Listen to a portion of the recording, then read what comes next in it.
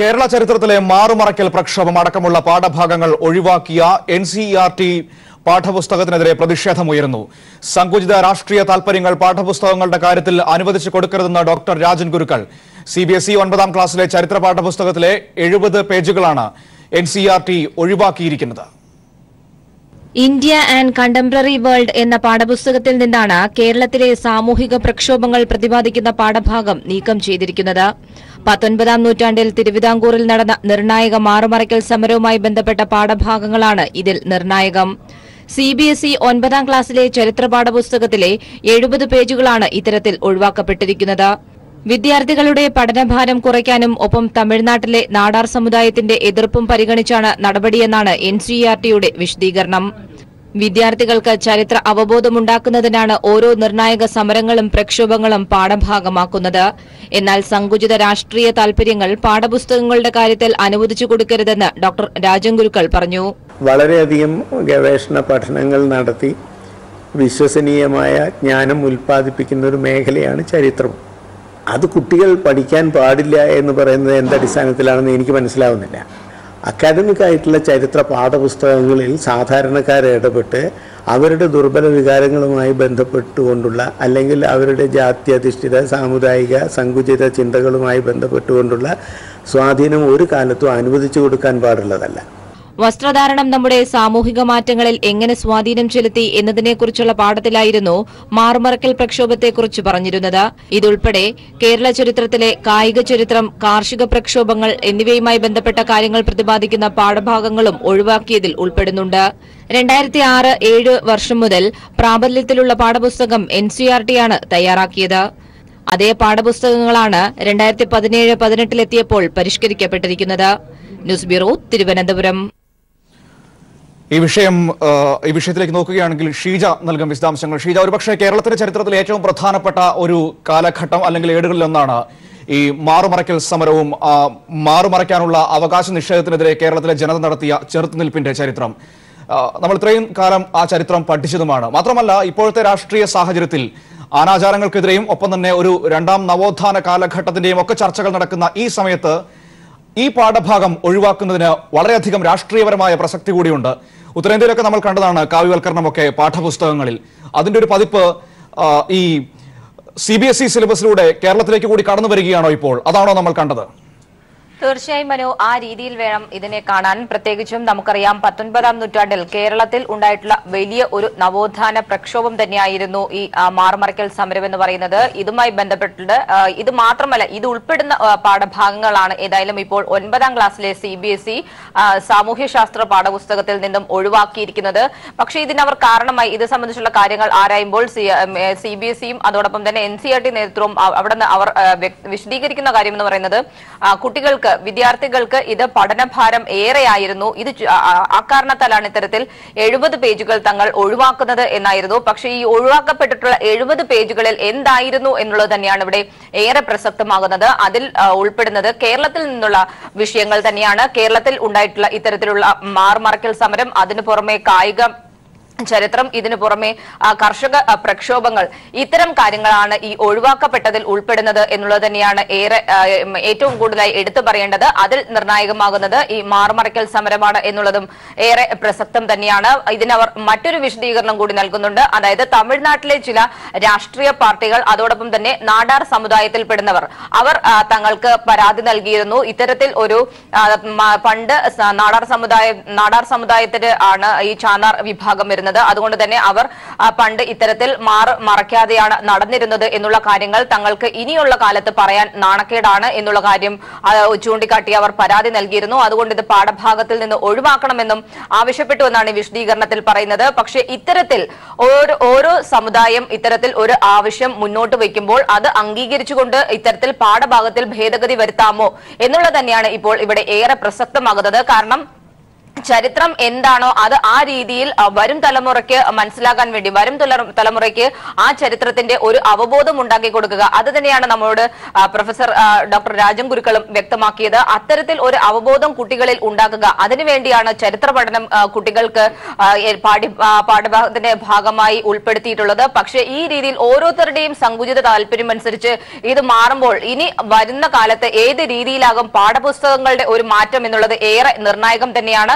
ഓരോ രാഷ്ട്രീയ പശ്ചാത്തലത്തിന്റെ അടിസ്ഥാനത്തിൽ ആ രീതിയിൽ പാഠപുസ്തകങ്ങൾ കൂടി മാറുകയാണെങ്കിൽ അത് വലിയ പ്രത്യാഘാതം തന്നെയായിരിക്കും വരുന്ന കാലഘട്ടത്തിൽ ഉണ്ടാവുക എന്നുള്ളതിൽ സംശയമില്ല. മനു, തീർച്ചയായും ഷീജ, ഒരുപക്ഷെ വിശദീകരണം വളരെ വിചിത്രമാണ്. കാരണം ആ ഒഴിവാക്കിയ ഭാഗങ്ങൾ എന്ന് പറയുന്നത് അത് കേരളത്തിന്റെ, നമ്മൾ ഇന്ത്യനെക്കുറിച്ചും കേരളത്തെക്കുറിച്ചും ഒക്കെ നമ്മുടെ കുട്ടികൾ പഠിക്കുമ്പോൾ ഒരുപക്ഷെ ഏറ്റവും അറിഞ്ഞിരിക്കേണ്ട ഒരു മേഖല തന്നെയായിരുന്നു. കാരണം ഒരു കാലത്ത് നമ്മുടെ ജനത അനുഭവിച്ചിരുന്ന അവഗണന അല്ലെങ്കിൽ അവർ നേരിടേണ്ടി വന്ന പ്രശ്നങ്ങൾ, അതിനെ അവർ മറികടന്ന ചരിത്രപരമായ ചെറുത്തുനിൽപ്പുകൾ, ഇതൊക്കെ പഠിക്കാതെ ഈ സംസ്കാരവും അത് എങ്ങനെ ഉണ്ടായി എന്നതിനെക്കുറിച്ചൊക്കെ അറിയാൻ കുട്ടികൾക്ക് കഴിയില്ല. അപ്പോൾ അതിന്റെ പേരിൽ പഠനഭാരത്തിന്റെ പേരിൽ അത് ഒഴിവാക്കി എന്ന് പറയുന്നു, ഒരു പരാതി നൽകിയതിന്റെ പേരിൽ അത് ഒഴിവാക്കി എന്നൊക്കെ പറയുന്നത് എത്ര കണ്ട് നമുക്ക് കണക്കിലെടുക്കാൻ കഴിയും? സത്യത്തിൽ ഇപ്പോഴത്തെ സാഹചര്യം കൂടി കണക്കിലെടുക്കുകയാണെങ്കിൽ പ്രത്യേകിച്ചും ഈ മാറുമറയ്ക്കൽ സമരം അടക്കമുള്ള കാര്യങ്ങൾ ഒഴിവാക്കിയതിന് പിന്നിൽ കൃത്യമായ രാഷ്ട്രീയ താല്പര്യങ്ങൾ നമ്മൾ കാണേണ്ടതല്ലേ? അത്തരത്തിൽ പാഠപുസ്തകങ്ങളെ കൂടി രാഷ്ട്രീയവൽക്കരിക്കുന്ന തരത്തിലേക്ക് NCERT പോലുള്ള സംവിധാനങ്ങൾ വരുന്നത് വിദ്യാഭ്യാസ മേഖലയിൽ തന്നെ അപകടകരമായ സാഹചര്യം സൃഷ്ടിക്കില്ലേ? തീർച്ചയായും മനു, അതിൽ സംശയമില്ല. കാരണം ആ രീതിയിൽ തന്നെയാണ് ഇതിൽ മാനവ വിഭവശേഷി മന്ത്രാലയത്തിൽ നിന്ന് തന്നെ അറിയിച്ചിട്ടുള്ളത്. മന്ത്രിയുടെ നേരിട്ടുള്ള അറിയിപ്പിന്റെ അടിസ്ഥാനത്തിൽ തന്നെയാണ് ഇത്തരത്തിൽ ഒരു മാറ്റം വരുത്തിയിട്ടുള്ളത്. കേന്ദ്രമന്ത്രി തന്നെ നിർദ്ദേശിച്ചതിന്റെ അടിസ്ഥാനത്തിലാണ് ഈ ഒരു മാറ്റം എന്നുള്ളതാണ്. അത് തന്നെ വ്യക്തമാക്കുന്നത് ഇതിൽ ഒരു രാഷ്ട്രീയ താല്പര്യം ഉണ്ട് എന്നുള്ള കാര്യം വ്യക്തമാക്കുന്നത് തന്നെയാണ്. ഈ രീതിയിൽ കാര്യങ്ങൾ മുന്നോട്ട് പോവുകയാണെങ്കിൽ ഇത്തരത്തിൽ ഏത് നേതൃത്വമാണോ ആവശ്യപ്പെടുന്നത് അതിനനുസരിച്ച് പാഠഭാഗങ്ങളിൽ ഒരു ഭേദഗതി വരുത്തുക, അത് വലിയ തന്നെ ബാധിക്കും. പ്രത്യേകിച്ചും നമ്മുടെ ചരിത്രം എന്താണ് എന്നുള്ളത് കുട്ടികളെ അറിയിക്കുക, കുട്ടികൾക്ക് അതേക്കുറിച്ചുള്ള ഒരു അവബോധം ഉണ്ടാക്കുക, അത് തന്നെയാണ് പ്രധാനമായും ഇത്തരത്തിലുള്ള ചരിത്ര പഠനങ്ങളിലൂടെ ഉദ്ദേശിക്കുന്നത്. പക്ഷേ അതിന്റെ ഒരു പ്രാധാന്യത്തെ തന്നെ ഇല്ലാതാക്കുകയാണ്. നമ്മുടെ ചരിത്രത്തിനെ വളച്ചൊടിക്കാൻ, അല്ലെങ്കിൽ ചരിത്രം ആ രീതിയിലൊരു ചരിത്രം ഉണ്ടായിരുന്നതിനെ കുട്ടികളിൽ നിന്നും നീക്കി നിർത്തുക, അത് തന്നെയാണ് പ്രധാനമായും ലക്ഷ്യം വെക്കുന്നത്. ഇതിന് പിന്നിൽ കൃത്യമായ രീതിയിലുള്ള രാഷ്ട്രീയ സങ്കുചിത താല്പര്യങ്ങൾ ഉണ്ട് എന്നുള്ളത് തന്നെയാണ് ഈ ഒരു ഘട്ടത്തിൽ നമുക്ക് വ്യക്തമാക്കാൻ സാധിക്കുന്നത്. കാരണം നമുക്കറിയാം, നവോത്ഥാന ചരിത്രത്തെക്കുറിച്ച്, നവോത്ഥാന മൂല്യങ്ങളുടെ സംരക്ഷിക്കുക, അതിനെക്കുറിച്ചുള്ള വലിയ തോതിലുള്ള ചർച്ചകൾ നടക്കുന്ന ഒരു കാലഘട്ടം കൂടിയാണ്. ആ കാലഘട്ടത്തിലാണ് ഇത്തരത്തിൽ 19ാം നൂറ്റാണ്ടിൽ കേരളത്തിൽ ഉണ്ടായിട്ടുള്ള ഒരു വലിയ പ്രക്ഷോഭം, അതിനെക്കുറിച്ചുള്ള വിവരങ്ങൾ പാഠഭാഗത്തിൽ നിന്നും ഒഴിവാക്കിക്കൊണ്ട് ആ കുട്ടികൾക്ക് അതിനെക്കുറിച്ചുള്ള അറിവുകളിൽ നിന്നും കുട്ടികളെ ഇപ്പോൾ നീക്കി നിർത്താൻ ശ്രമിക്കുന്നത്. തീർച്ചയായും ഇപ്പോൾ ഷീജ അവർ പറഞ്ഞതുപോലെ തന്നെ പഠനഭാരം എന്നൊരു കാര്യം എടുക്കുകയാണെങ്കിൽ ഒരുപാട് അധികം പ്രാധാന്യമില്ലാത്ത ഒരുപാട് മേഖലകൾ ഈ പുസ്തകങ്ങൾ എടുത്തു നോക്കുകയാണെങ്കിൽ നമുക്ക് അതിനകത്ത് കാണാൻ വേണ്ടി കഴിയും. അങ്ങനെയുള്ള ഭാഗങ്ങളൊന്നും ഒഴിവാക്കാതെ കേരളത്തിലെ അല്ലെങ്കിൽ കേരളത്തിന്റെ ചരിത്രത്തിലെ ഏറ്റവും പ്രധാനപ്പെട്ട ഒരു മുന്നേറ്റമായിരുന്നു എന്ന് ഈ മാറുമറയ്ക്കൽ സമരം എന്ന് പറയുന്നത്. കാരണം ഇത്രയധികം നമ്മുടെ സ്ത്രീകളെ ഏതു രീതിയിൽ കണ്ടിരുന്നു, അവർ അതിൽ നിന്നും കരകയറിയ ചരിത്രം എന്ന് പറയുന്നത് അത് കേരളത്തിന്റെ സാംസ്കാരികപരമായ മുന്നേറ്റത്തിന്റെ അടയാളം കൂടിയായിരുന്നു. അതിനെയാണ് ഒഴിവാക്കി കളയുന്നത്. അങ്ങനെ ഒഴിവാക്കുമ്പോൾ അത് ഒരുപക്ഷെ കേരളത്തിന്റെ ഈ പരിഷ്കൃത സമൂഹത്തിലേക്കുള്ള ആ കടന്നുവരവിനെ പാർശ്വവൽക്കരിക്കുന്ന രീതിയാണ് NCERT ഇവിടെ കാണിച്ചിരിക്കുന്നത്. തീർച്ചയായും മനു, നമുക്കറിയാം കേരളത്തിൽ വലിയ തരത്തിലുള്ള മുന്നേറ്റം തന്നെയാണ് നവോത്ഥാന കാലത്തിന്റെ കാര്യങ്ങൾ പരിശോധിക്കുമ്പോൾ നമുക്ക് കാണാൻ സാധിക്കുന്നത്. കാരണം ഓരോ അനീതിക്കെതിരെയും വലിയ തോതിലുള്ള പ്രക്ഷോഭങ്ങൾ നടക്കുന്നു, അതിനെയെല്ലാം അതിജീവിച്ച് മുന്നോട്ട് വരുന്നു.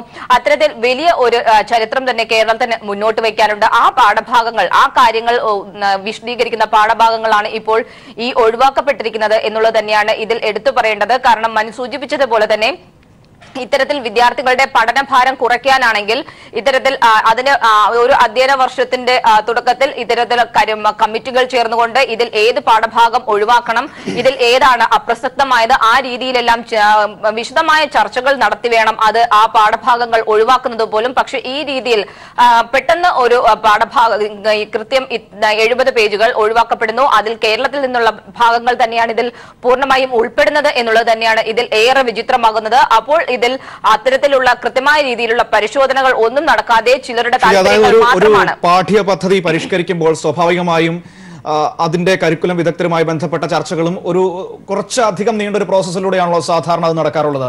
ഇവിടെ ഈ 70 പേജുകൾ ഒഴിവാക്കുമ്പോൾ അല്ലെങ്കിൽ അത് പരിഷ്കരിക്കുമ്പോൾ അത്തരത്തിലുള്ള ഏതെങ്കിലും ചർച്ചകൾ CBSEയിൽ NCERTയുടെ നേതൃത്വത്തിൽ നടക്കുകയോ അങ്ങനെ എന്തെങ്കിലും ഉണ്ടായിട്ടുണ്ടോ?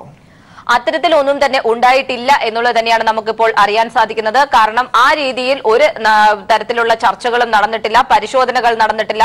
മറിച്ച് കേന്ദ്രമന്ത്രിയുടെ നിർദ്ദേശപ്രകാരം തന്നെയാണ് ഇത്തരത്തിൽ ഒരു മാറ്റം വരുത്തിയിട്ടുള്ളത് എന്ന് തന്നെയാണ് NCERT നേതൃത്വം അറിയിക്കുന്നത്. അതുകൊണ്ട് തന്നെ നമുക്കിതിൽ അതിൽ നിന്ന് തന്നെ വായിച്ചെടുക്കാൻ സാധിക്കുന്നതാണ് ഇതിൽ കൃത്യമായ രാഷ്ട്രീയ താല്പര്യങ്ങൾ ഒളിഞ്ഞുകിടക്കുന്നു എന്നുള്ളത്. കേരളത്തിൽ നടന്നിട്ടുള്ള കാര്യങ്ങൾ, കേരളത്തിൽ നടന്നിട്ടുള്ള ഒരു വലിയ 19ാം നൂറ്റാണ്ടിൽ നമ്മൾ സൂചിപ്പിച്ചതുപോലെ തന്നെ വലിയ ഒരു പ്രക്ഷോഭം, അത് വരും തലമുറയ്ക്ക് അവർക്ക് അതിൽ നിന്നും അവരെ മാറ്റി നിർത്തുക, അതിന് പിന്നിൽ പ്രത്യേകിച്ചും ഈ ഒരു കാലഘട്ടം എന്ന് പറയുന്നത് നമുക്കറിയാം നവോത്ഥാന മൂല്യങ്ങളെ കുറിച്ച് കൂടുതലായി നമ്മൾ വലിയ തരത്തിലുള്ള പ്രചരണങ്ങൾ നടക്കുന്ന ഒരു സമയം കൂടിയാണ്. അതുകൊണ്ട് അതിനെ ആ ഒരു ഭാഗത്ത് നിന്നും മാറ്റുക, അത് തന്നെയാണ് ഇതിലൂടെ അവർ ലക്ഷ്യം വെക്കുന്നത് എന്നുള്ളത് എടുത്തു പറയേണ്ടിയിരിക്കുന്നു. കാരണം അത് നേരത്തെ നമ്മൾ സൂചിപ്പിച്ചതുപോലെ തന്നെ ഇത്തരത്തിൽ പ്രത്യേകമായി കരിക്കുലം കമ്മിറ്റികൾ ചേർന്നുകൊണ്ട് ഇത് വിദഗ്ധമായ ഒരു പരിശോധനയ്ക്ക് വിധേയമാക്കാതെ ഒഴിവാക്കി എന്നുള്ളത് തന്നെയാണ് ഇതിൽ സംശയം നിലനിർത്തുന്നത്. ഷീജ, ഇവിടെ കേന്ദ്ര മാനവ വിഭവശേഷി മന്ത്രാലയം മന്ത്രിയുടെ നേരിട്ടുള്ള ഇടപെടലിനെ തുടർന്നാണ് ഇത് ഒഴിവാക്കിയതെന്നാണ് പറയുന്നത്. ഇവിടെ കേന്ദ്രമന്ത്രിക്കും അദ്ദേഹത്തിന്റെ പാർട്ടിക്കും ഒരുപക്ഷെ ഈ ചരിത്രത്തോടോ അല്ലെങ്കിൽ അക്ഷരങ്ങളോടോ താല്പര്യമില്ല എന്ന് കരുതിക്കൊണ്ട് അത് ഒരു വലിയ സമൂഹം വിദ്യാർത്ഥികളുടെ മേൽ അടിച്ചേൽപ്പിക്കുക എന്ന് പറയുന്നത് തന്നെ തെറ്റായ നടപടിയാണ്. കാരണം വ്യത്യസ്തമായ രാഷ്ട്രീയ അഭിപ്രായങ്ങളും സാമൂഹികരമായ വ്യത്യാസങ്ങളും ഉണ്ടാകാം. പക്ഷേ ഇതിനെല്ലാം ഉൾക്കൊണ്ടുകൊണ്ട് വേണമല്ലോ ഈ വരും തലമുറ വളർന്നു വരേണ്ടത്. അതിനെക്കുറിച്ച് അറിഞ്ഞാലാണല്ലോ തങ്ങളുടെ കഴിഞ്ഞ കാലം എങ്ങനെയായിരുന്നുവെന്ന് അവർക്ക് മനസ്സിലാക്കാൻ വേണ്ടി കഴിയൂ. അപ്പോൾ ഇതിനെയെല്ലാം അവരുടെ മുന്നിലേക്ക് കൊണ്ടുവരുന്നത് ഈ പുസ്തകങ്ങളും അറിവുകളുമാണ്. അത് കേന്ദ്രത്തിന് താല്പര്യമില്ല എന്ന് കരുതിക്കൊണ്ട് അത് മറച്ചു വെക്കാൻ അല്ലെങ്കിൽ അതിനെ മാറ്റിക്കളയാൻ എന്ത് അധികാരമാണുള്ളത്? അപ്പോൾ അങ്ങനെ ചെയ്യുന്നത് തന്നെ ഒരുപക്ഷെ നിയമപരമായിട്ട് കൂടി അതിനെ നോക്കിയാൽ അത് തെറ്റായ നടപടിയിലേക്ക് നീങ്ങില്ലേ? തീർച്ചയായും കൃത്യമായ പരിശോധനകൾ ഇവിടെ നടക്കാതെ പോകുന്നു. പക്ഷേ ചിലരുടെ താല്പര്യങ്ങൾ കൃത്യമായ രീതിയിൽ നടപ്പാകുന്നു. അതാണ് നിലവിൽ ഇതിലൂടെ നമുക്ക് വായിച്ചെടുക്കാൻ സാധിക്കുന്നത്. ഇത്തരത്തിൽ മനു സൂചിപ്പിച്ചതുപോലെ തന്നെയാണ് നമുക്കറിയാം കേന്ദ്ര സർക്കാരിന് വലിയ അക്ഷരങ്ങളോടും സാമൂഹ്യ പ്രവർത്തകരോടാകട്ടെ സാംസ്കാരിക മേഖലയിൽ നിന്നുള്ളവരാകട്ടെ അവരോടൊക്കെ അവർക്കെതിരെയുള്ള സ്വരങ്ങൾ തന്നെയാണ് നമുക്കറിയാം സംഘപരിവാർ RSS നേതൃത്വത്തിന്റെ ഭാഗത്തു നിന്നും ഇന്ത്യയിൽ പല ഭാഗത്തായി അവർക്ക് നേരിടേണ്ടി വരുന്നത്. ഇപ്പോൾ ശ്രീ ഭാസുരേന്ദ്ര ബാബു കൂടി ടെലിഫോൺ ലൈനിൽ ചേരുന്നുണ്ട്. ശ്രീ ഭാസുരേന്ദ്ര ബാബു, ഒരുപക്ഷെ നമ്മൾ സ്ത്രീ സമത്വത്തെക്കുറിച്ചും നവോത്ഥാന കാലഘട്ടത്തിനെ കുറിച്ചും ഒക്കെ വീണ്ടും സംസാരിക്കുന്ന ഒരു സാഹചര്യത്തിലാണ് നമ്മുടെ CBSE സിലബസിൽ നിന്ന് കേരളത്തിൽ കണ്ട ഏറ്റവും വലിയ മുന്നേറ്റങ്ങളിൽ ഒന്നായ മാറുമറയ്ക്കൽ സമരം ഒഴിവാക്കിക്കൊണ്ട് ആ ഭാഗങ്ങൾ അടക്കം ഒഴിവാക്കിക്കൊണ്ട് അവർ പുസ്തകം പുറത്തിറക്കിയിരിക്കുന്നത്. അതിനെക്കുറിച്ചൊന്നും കുട്ടികൾ പഠിക്കേണ്ട എന്നാണ് പറയുന്നത്. അതായത് ഒരു കൃത്യമായ രാഷ്ട്രീയം ഇതിൽ നമ്മൾ കാണേണ്ടതില്ലേ? കാരണം നമ്മൾ സമീപകാലത്ത് ഏറ്റവും അധികം ചർച്ച ചെയ്ത വിഷയം നവോത്ഥാനവും ഒപ്പം തന്നെ കഴിഞ്ഞ കാലത്ത് നാം അതിജീവിച്ച ഇത്തരത്തിലുള്ള അനാചാരങ്ങളും ഒക്കെ ആയിരുന്നല്ലോ. ഇതിനകത്ത് RSSന്റെ ഒരു പൊതു പശ്ചാത്തലം പരിശോധിച്ച് അതിൽ അത്ഭുതത്തിന് അവകാശമില്ല. കാരണം ഹൈന്ദവ മതത്തിനകത്ത് നടക്കുന്ന നവോത്ഥാനം, അതിനകത്ത് നടക്കുന്ന വനിതാ എംപവർമെന്റ്, ശാക്തീകരണം, ഇതൊക്കെ RSSന് നിഷിദ്ധമായ കാര്യങ്ങളാണ്. അവർ ഹിന്ദുയിസമാണ് പറയുന്നത്. ഹിന്ദുയിസം ആണ് ഇന്ത്യയുടെ സാംസ്കാരിക ധാര എന്ന നിലയ്ക്ക് സംസാരിക്കുമ്പോൾ അവർ ഉയർത്തിപ്പിടിക്കുന്ന ഹിന്ദു സങ്കല്പം എന്ന് പറയുന്നത് ഹിന്ദുയിസത്തിന്റെ സവർണ സങ്കല്പമാണ്, അതിന്റെ ബ്രാഹ്മണിക് കൾട്ടാണ്. അതാണ് അവർ ഉയർത്തിപ്പിടിക്കുന്ന രീതി. അതുകൊണ്ട് തന്നെ മനുവാദ രീതികളാണ് അവർ ഹിന്ദു മതത്തിൽ ആവിഷ്കരിച്ച് നടപ്പാക്കാൻ ശ്രമിക്കുന്നത്. അത് ജാതി ശ്രേണിബദ്ധമായ ഒരു സാഹചര്യമാണ്. ജാതി ശ്രേണിബദ്ധമായ ഹിന്ദു മതത്തിൽ അവർ വിശ്വസിക്കുന്നുണ്ട്, ആത്മാർത്ഥമായി വിശ്വസിക്കുന്നത് കൊണ്ട് അതിനകത്ത് വരുന്ന ഏത് കലാപവും അവർ എതിർക്കുക തന്നെ ചെയ്യും. മനു പറയുന്ന ഈ താങ്കൾ പറഞ്ഞ ഇപ്പോൾ പറഞ്ഞ എന്താ പറയാ നവോത്ഥാനം എന്ന് പറയുന്നത് ഹിന്ദു മതത്തിന്റെ നവീകരണമാണ്. ആധുനിക ജനാധിപത്യ വീക്ഷണങ്ങളുടെ പശ്ചാത്തലത്തിൽ ഹിന്ദു മതത്തിന്റെ തന്നെ ഒരു പുനർവായനയാണ് നവോത്ഥാനം. ആ പുനർവായന RSSനോ അതുപോലെയുള്ള സംഘപരിവാർ സംഘടനകൾക്കോ അംഗീകരിക്കാൻ കഴിയുന്നതല്ല. അതുകൊണ്ടാണ് ശബരിമലയിൽ സ്ത്രീ പ്രവേശനത്തിനെതിരെ അവർ ഗോഗ്വ വിളികളുമായി രംഗത്ത് വരുന്നത്. അവരുടെ സൈദ്ധാന്തിക നിലപാടാണ്. ആ പശ്ചാത്തലത്തിലാണ് മാറുമറയ്ക്കൽ സമരം. മാറുമറയ്ക്കൽ സമരം കേരളത്തിലെ ഈ ഹൈന്ദവ സംസ്കാരത്തിന്റെ ജീർണമായ ഒരു മുഖത്തിന് എതിരെയുള്ള സമരമാണെന്ന് നമുക്കറിയാം. സ്ത്രീകളെ അല്ലെങ്കിൽ എന്താ പറയാ വ്യക്തിയായി സ്ത്രീയെ അംഗീകരിക്കാത്ത ഒരു കാലഘട്ടത്തിൽ ഞങ്ങൾ ഇവിടെ ജീവിക്കുന്നുണ്ട് എന്ന് സ്വയം പ്രഖ്യാപിക്കാൻ സ്ത്രീകൾ നടത്തിയ അസ്തിത്വ സ്ഥാപനത്തിന്റെ ഒരു സമരമാണ് മാറുമറയ്ക്കൽ സമരമെന്ന് നമുക്കറിയാം. അതുകൊണ്ട് തന്നെ അല്ലെങ്കിൽ മാറുമറയ്ക്കുന്നത് തെറ്റാണ്, ഞങ്ങൾക്ക് കാണേണ്ടതാണ് സ്ത്രീയുടെ ശരീരം എന്ന നിലയ്ക്കുള്ള സവർണ മേധാവിത്വ വീക്ഷണത്തിനെതിരെയുള്ള ഒരു കാര്യമാണ്. അത് ഹൈന്ദവ മതത്തിൽ ഉയർത്തിപ്പിടിക്കാൻ അവർ ആഗ്രഹിക്കുന്നില്ല. കാരണം ഏറ്റവും പ്രാകൃതമായ ഹൈന്ദവ മതസങ്കല്പങ്ങളെയാണ് അവർ ഉയർത്തിപ്പിടിക്കുന്നത്. അതുകൊണ്ട് പാഠപുസ്തകങ്ങളിലൂടെ അതിന് മാറ്റിമറിക്കലുകളിലൂടെ പഴയ ഹൈന്ദവ സങ്കല്പത്തെ ഊട്ടി ഉറപ്പിക്കാൻ അവർ നടത്തുന്ന യാഥാസ്ഥിതിക ശ്രമങ്ങളുടെ ഒരു പ്രകാശനമാണ് ഇപ്പോൾ താങ്കൾ പറയുന്ന പുസ്തകത്തിൽ സംഭവിച്ചിരിക്കുന്നത്. അതിനെ എതിർത്ത് തോൽപ്പിക്കേണ്ടതുണ്ട്. അങ്ങനെ മാത്രമേ ജനാധിപത്യം മുന്നോട്ട് പോവുകയുള്ളൂ.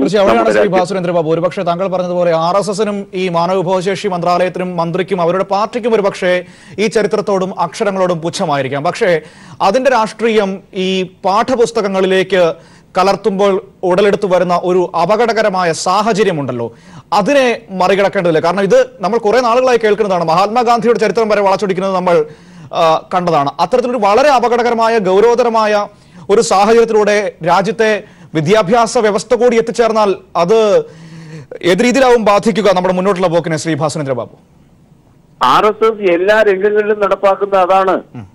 അവർ കൃത്യമായും ഒരു പുനഃസംഘാടന നടത്തിക്കൊണ്ടിരിക്കുകയാണ്. നമ്മുടെ സാംസ്കാരിക രംഗങ്ങളിലാകെ പാഠപുസ്തകങ്ങളിലൂടെ വിദ്യാഭ്യാസ രംഗത്തിൽ പിടിമുറുക്കിക്കൊണ്ട് അവർ ശരിക്കും അവരുടെ യാഥാസ്ഥിതിക ആശയങ്ങൾ ഉയർത്തിപ്പിടിക്കുകയാണ്.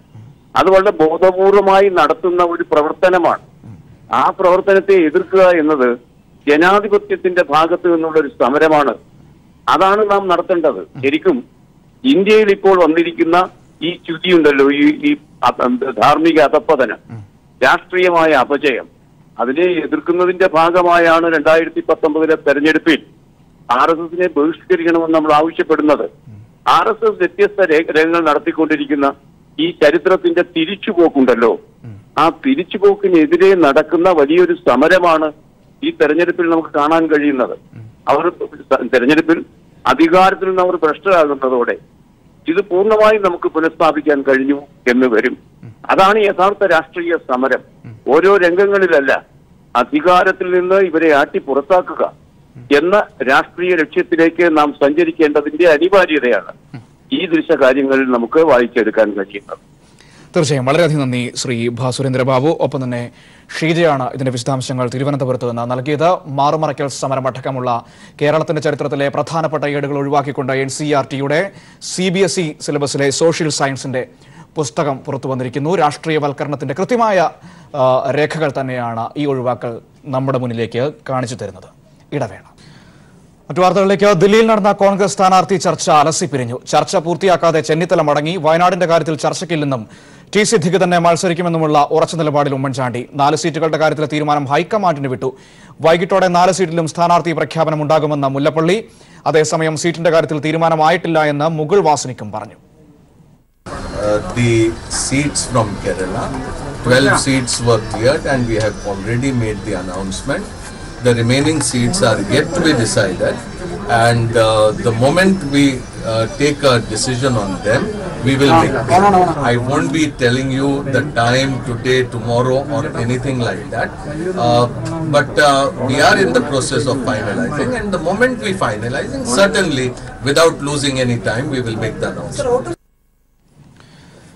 സന്തോഷ് സാർലിംഗ് ദില്ലിയിൽ നിന്ന് ചേരുന്നുണ്ട്. സന്തോഷ്, ചെന്നിത്തലയും മുല്ലപ്പള്ളിയും ഉമ്മൻചാണ്ടിയും ചർച്ച നടത്തിയിട്ടും യാതൊരു തീരുമാനവും എടുക്കാൻ കഴിയാത്ത സാഹചര്യമാണ് ഉരുത്തിരിഞ്ഞു വന്നത്. ഈ ചർച്ച അലസിപ്പിരിയുകയായിരുന്നു. ഒടുവിൽ ചർച്ച പൂർത്തിയാക്കാൻ പോലും നിൽക്കാതെ രമേശ് ചെന്നിത്തല മടങ്ങുന്ന സാഹചര്യം തന്നെയാണ് ഉണ്ടായത്. ഉമ്മൻചാണ്ടി കടുംപിടുത്തത്തിൽ ഉറച്ചു നിൽക്കുകയാണോ വയനാടിനെ ചൊല്ലി? മനു, നിലവിലെ സാഹചര്യം പരിശോധിക്കുമ്പോൾ കോൺഗ്രസിന് ഗ്രൂപ്പാണ് പ്രധാനം, വിജയസാധ്യത അല്ല എന്ന് തോന്നിപ്പോവുകയാണ്. ഇന്നും നിലവിൽ രാവിലെ മുതൽ ആരംഭിച്ച തർക്കം എക്ക് എത്ര സീറ്റ്, ഐക്ക് എത്ര സീറ്റ് എന്നതിലേക്കായിരുന്നു. ഈ 4 സീറ്റുകളിലും വയനാട് വേണം എന്ന് എയും ഐയും ആവശ്യപ്പെടുന്നു. അതിൽ വിജയസാധ്യത എന്നതിനപ്പുറത്തേക്ക് സ്വന്തം ശക്തി തെളിയിക്കുക. രാവിലെ 9 മണിക്ക് മുല്ലപ്പള്ളിയുടെ വസതിയിലായിരുന്നു ചർച്ച ആരംഭിച്ചത്. രമേശ് ചെന്നിത്തല കേരള ഹൗസിൽ നിന്നും മുല്ലപ്പള്ളിയുടെ ബസ്തിയിലെത്തി. തുടർന്ന് ചർച്ച ആരംഭിച്ചു. പക്ഷെ ഡൽഹിയിൽ ഉണ്ടായിരുന്നിട്ട് പോലും ഉമ്മൻചാണ്ടി അങ്ങോട്ട് വന്നിട്ടില്ല. വയനാട് ടി സിദ്ദിഖ് എന്നതിനപ്പുറത്തേക്ക് മറ്റൊരു ചർച്ചയ്ക്കില്ല എന്ന് ഉമ്മൻചാണ്ടി വാശി പിടിച്ചു. അതുകൊണ്ട് തന്നെ ഈ ചർച്ചയുടെ ആവശ്യമില്ല എന്നതായിരുന്നു ഉമ്മൻചാണ്ടിയുടെ നിലപാട്. പക്ഷെ പിന്നീട് ഒരു 2 മണിക്കൂറിന് ശേഷം ഉമ്മൻചാണ്ടി മുല്ലപ്പള്ളിയുടെ ബസ്തിയിലെത്തി. പക്ഷെ ബസ്തിയിലെത്തിയപ്പോഴും താൻ ആന്ധ്ര ചർച്ചയ്ക്കാണ് എത്തിയതെന്നും കേരള വിഷയത്തിലല്ല എന്നും പറയാനായിരുന്നു ഉമ്മൻചാണ്ടി ശ്രമിച്ചത്.